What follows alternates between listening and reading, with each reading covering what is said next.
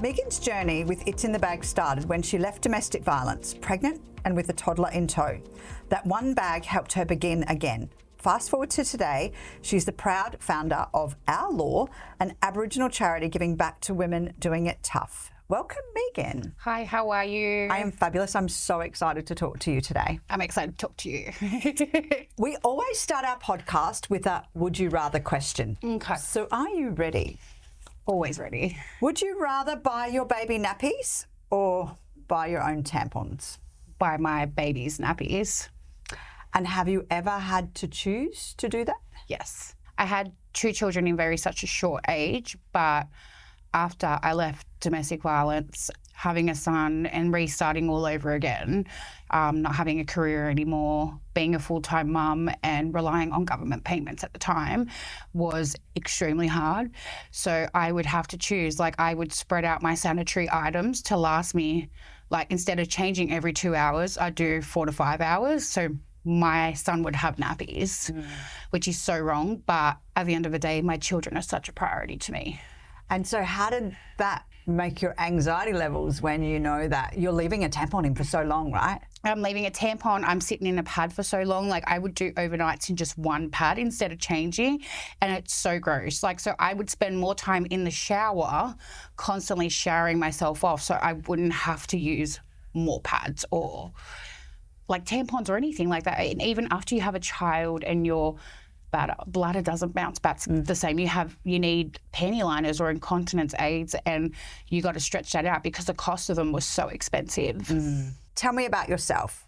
Mum, dad, siblings. Tell me about growing up. So I've got a beautiful family. I've got a mum and dad. I've got a brother. I have 2 children. My mum's French, so I'm actually bilingual. My dad's Australian. How did your mum and dad meet? So my dad was overseas playing football in France, in the south of France, and he met my mum.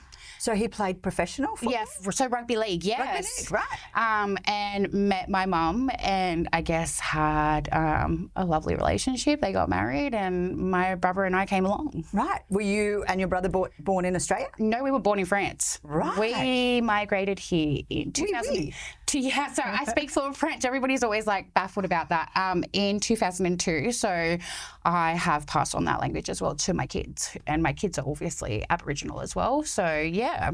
Wow, what a talent. So they speak French. Where we live in Sydney, we're on Dharawal country. So they have been learning Dharawal language. So they speak a bit of Dharawal language as well. And they speak good old English and boss me around. Which just seems so bogan compared to the other 2, I can bet you. Yeah, and everybody, every time I'm yarning to someone and then my mum calls and I spit out in French and they're like, oh my gosh, So does your mum speak French at home? Yeah, so my mum is speaking French at home to myself, my children, my brother, my father, obviously. Anybody who doesn't understand French, she switches back to English, obviously, just for respect. But I still get the old phone call and it's in French, Meaghan, how do you say this in English again? Oh my God, that must be so complicated though, but must keep your brain so active. 100%. On the other flip side. Being bilingual for my kids as well has helped their early education go faster as well and have a great vocabulary. So yeah. Wow. Kudos to you. I struggle just with one language, to be honest. You were born in France. Yeah. Came back to Australia, live in Sydney? Yes.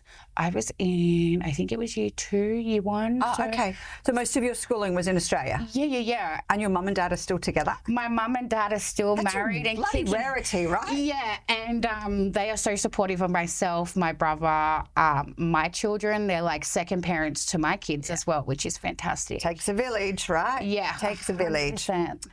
Tell me about your first period. Honestly, I got my periods when I was in high school, and my brother actually had pads and tampons in his bag, and I had to run to him and ask him. So our perspective was when you're at school, sometimes you don't have enough stuff. So my brother used to carry it in his bag for us. So yeah. What a champion. Is that a French thing to do? I don't know. But then my brother would have an accident at school and rip his shorts or something, and he'd be like, Meaghan, can I wear your sports shorts or something, So bless him. We were always good like that. My dad has been also very understanding of it all. If I ask my dad, can you go and get me a packet of pads or tampons, he'll just be like, send me a photo of whatever it is and I'll go and get it for you. Right. Yeah. Because So I have sometimes sending a man down a sanitary aisle, it can be hard. it can be hard. It's like sending us down an oil aisle. It's super cheap, right? 100%. So my dad's like, as long as I've got a photo and I know what it is, it's all good. Do you know that you can buy tampons now that make you run faster? Oh, can you? No, but that's what the packaging says. So let's go with them. Tell me about when you first received your "It's in the bag" and how that come about. So I went through domestic violence. My son was young and I asked for some financial help at the time. And I went to Salvo's at Macquarie Fields and they gave me a bag for my son and I. Mum and bub bag? Yes, I received a mum and bub bag. There was nappies in there was wipes. There was a beautiful card in there for myself, so a beautiful message. There was a book. There was cream. There was a bunny for my son. There was bottles, and then there was shampoos, conditioners for myself, deodorant. What did that note say? So it said, I don't know who you are, but I hope that makes you feel better. Oh, well, it did, didn't it? It did, yeah, definitely did. And I still have it in a collage book, so it's stuck in there.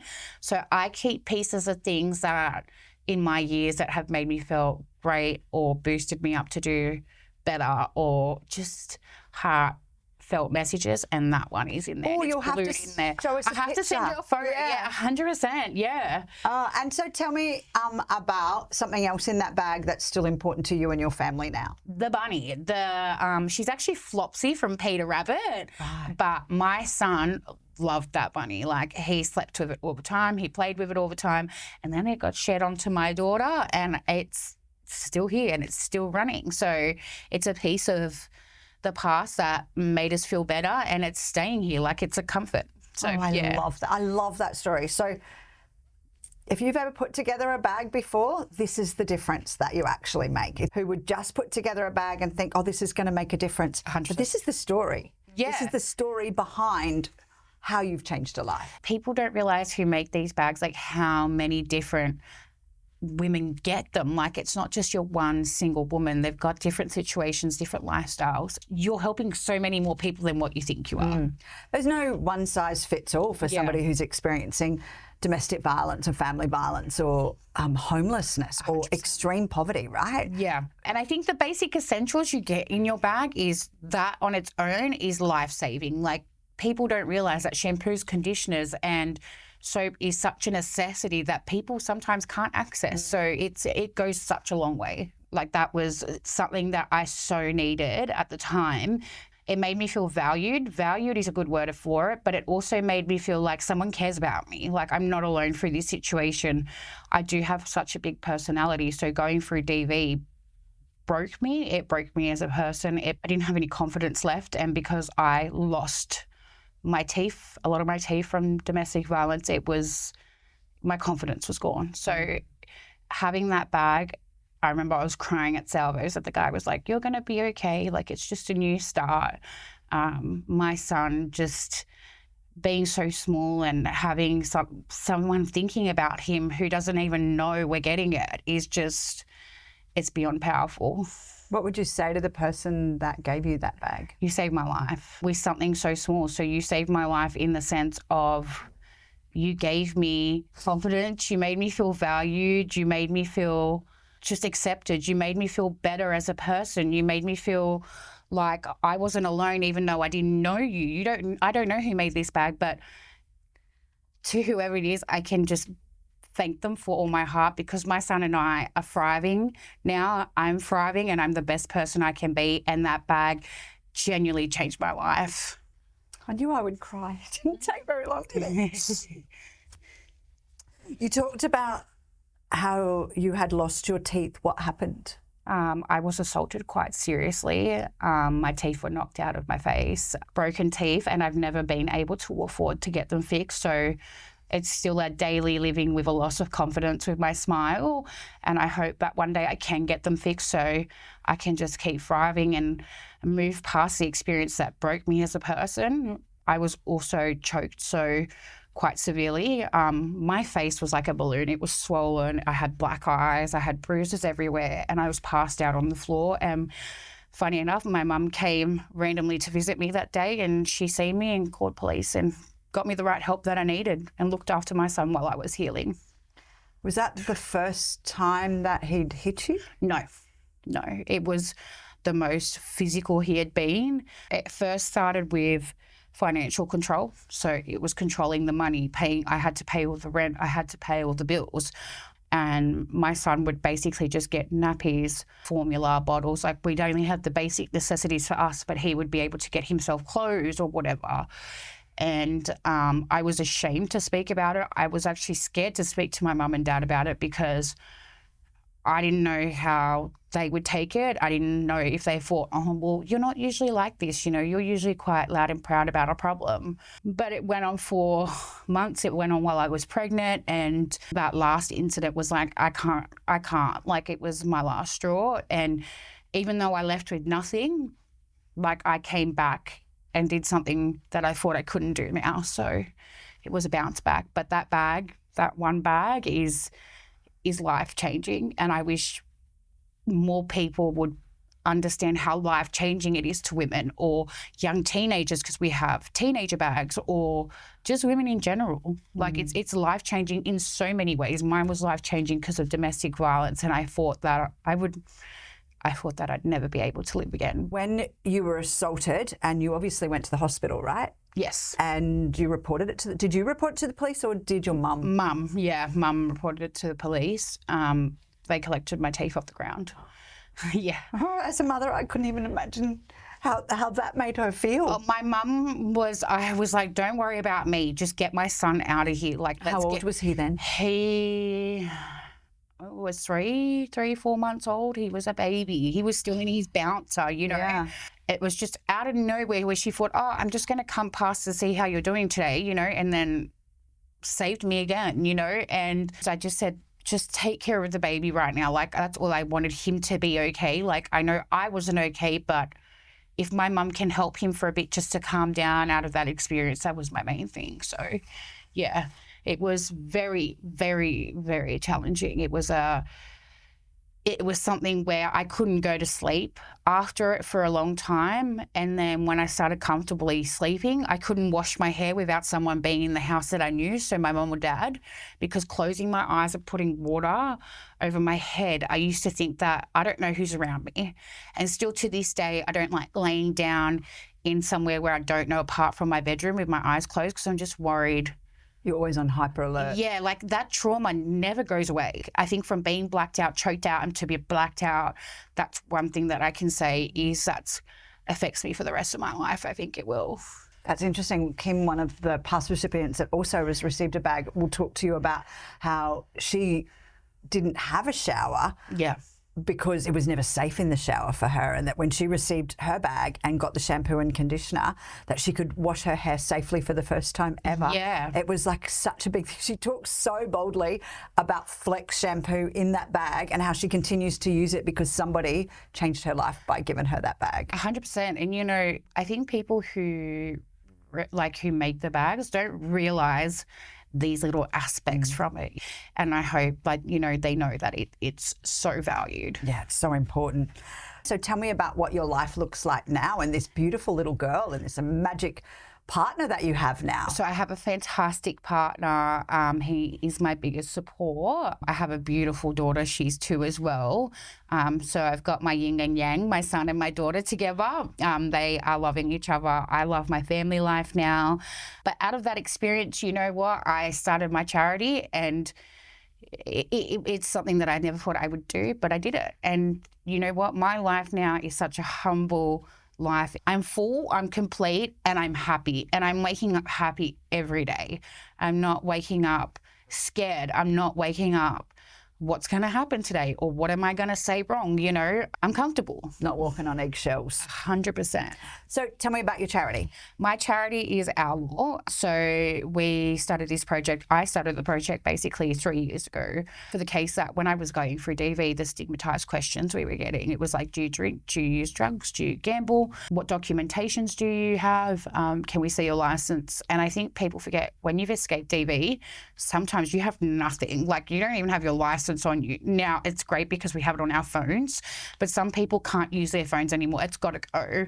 And I felt like for me, when it was asking stigmatized questions like, do you use drugs, or like, do you gamble? I was like, no, I've just literally gone through DV. I just need something to get me on my feet, you know, and I wasn't. And would it matter if you did do those things? Like, should you not get help whether you do? You know what? It doesn't matter. At the end of the day, right, you're asking for help for a reason, you know, and I think that's what my whole goal as a charity was. No judgment. No judgment, no questions. If you want to talk to us about your issues, we'll give you that time to let you talk. We don't want to approach you and ask you too many questions until you're comfortable enough. And we have built such a strong community from that. Like, one of my volunteers, she came in and just asked for help, and now she volunteers for me all the time. We've been able just to build and talk with clients, you know, every time they come in, they're like, how's your week? Or, you know, and then they'll tell us some situations that they're going through that they didn't want to ask us a couple of weeks ago because they were ashamed or thought we were going to make them sign paperwork. Well, that's building trust too, right? Trust is the biggest thing. I don't like to call them clients. They're just kind of like my family as well, because I learn off them equally as they learn off me. I like to feed people what they want to eat, not what they should eat, because they're in the low social economical area or in that poverty criteria. I like to give them brand new clothes just to feel awesome, feel valued. And I like to help all people. So we are obviously ATSI focused, which is Aboriginal and Torres Strait Islander. But if you go, hey, Meaghan, I need help, I'm going to help you no matter what. I remember when my kids were little and I was just I call it a solo mum for 10 years, and I'd have to count my 5-cent pieces to be able to go and buy bread. And the sausages, at the end of the day, I'd go at 6 o'clock so that the sausages were marked down. I've been there. I understand what it's like, and I wish that there had been organisations like yours around to help. Being one of those people who would never have asked for help, never told people anything. It was just so much shame, right? Yeah, I think it's just how you feel. You feel like you're reaching a lower level than what you are, and I don't want people to feel like that. Just come in and get the help. Like, if I can help you in any way, shape or form, like, just ask me what you need. I don't need to know your story. I don't need to know your details. I just want to make sure that you're okay for that day, that you're here with me right now, and that I can send you home with something that can solve that problem. So the name of your organisation is Our Law. Tell me about, where does that name come from? Okay, so law, Lore, is Indigenous law. So I was actually going to name my daughter that. So obviously Our Law is our law in an Indigenous way, Lore. So instead we incorporated it into our charity's name because it's our law, our way, our people. And I want to continue being like that, you know, where we're making our own laws within our little community that we have. So, yeah. It feels like it's gone full circle, because now as a charity you receive bags from Share the Dignity and you get to give them out, which is like one of my favourite things in the world, right? Tell me about how you felt giving a bag to somebody else who needed it. So last year we received 250 bags. So it included all the criteria. So teenager, mum and bubs, and just women bags in general. And let me tell you, it was fantastic. The feeling that I got was so amazing too, because the women would be like, no. And I'm like, please, just take it. No questions, no arguments. Just please take it for yourself. And then they'll come back 2 weeks later and they'll be like, that was the most amazing thing I got for Christmas, or I didn't have to spend money on this and this over the Christmas period. Thank you so much. And that feeling is the best feeling ever. Yeah. You're like Santa, right? Yeah, it's almost like Santa. And it's like, please just take it. And they'll be like, no. And I was like, nope, we're not arguing over this. You are taking one. And I've seen women who were going real rough over Christmas or couldn't afford things for Christmas, you know, and that bag was just like heaven for them. And I'm so happy to see that. And I'm continuing to see that at Christmas time. So, yeah. I always say It's in the Bag touches so many people, from the person who puts together a bag, because it feels so good to put together a bag, right? Yeah. Then you drop them to Bunnings, and the staff at Bunnings absolutely love it. Like, they vote for us to be one of their charity partners every single year. Then our volunteers, those amazing army of selfless men and women, go in, pick them up, check every single bag to make sure that we're giving somebody something to make them feel worthy, right? We drop them to a charity. Yeah. And then the people who are at the charity get to give them to the end woman. So we're looking at 5 different people that a bag has had an impact on, and the amazing impact that it has on that what you've already talked about of how does a bag make somebody feel worthy and important? That's the whole piece of it. And whereabouts is your community? So we are in Aids, just outside of Campbelltown, New South Wales. I love my community. I love my people. And we're just thriving. Like, we are a low social economical area. We did have 80% social housing, but that doesn't mean we're bad people. It's not a bad area that it's ever been made to be. You know, you've just got to be a part of the community. Yeah. Is there a particular story that is stuck in your head from giving a bag to a woman? Yeah. So where we are actually located in Aids, in our hub, there is kind of like a bushlands behind us. And there is a few homeless people that tent out there. And one of the women came and took a bag, and it helped her out while she was homeless in that bushland. And she had nothing for Christmas, no food or nothing, but that bag. Yeah, she was overwhelmed. And it's sad that we still see people sleeping in tents and on the street, rough sleeping, but that bag, it was overwhelming. And then since then, we now go and feed them in the bushlands. So you've seen her again? Yeah, they're still living there. They're still homeless. They're actually visa overstayers, and we go and give them food, and sometimes we give them like some money and we're like, go and get what you need, you know. They walk They're still people, right? They're still people. They're still humans. Doesn't matter if you've overstayed a visa. It's your basic human needs. And they live in a tent out there in that bushland. Wow. Because probably living in a tent in that bushland is better than the home that they have to go home to. Right? Yeah. You've also received period undies Yes. as a charity. Tell me about that. So they were a huge hit. So the period undies, so we got the Kotex ones. They came in all different sizes, which was fantastic because we could cater from smaller to bigger size women, which was awesome because we're not all one size. They were a huge hit. Like, they were gone like hotcakes, and people were able to access 2 to 3 pairs so they could rotate to wash them.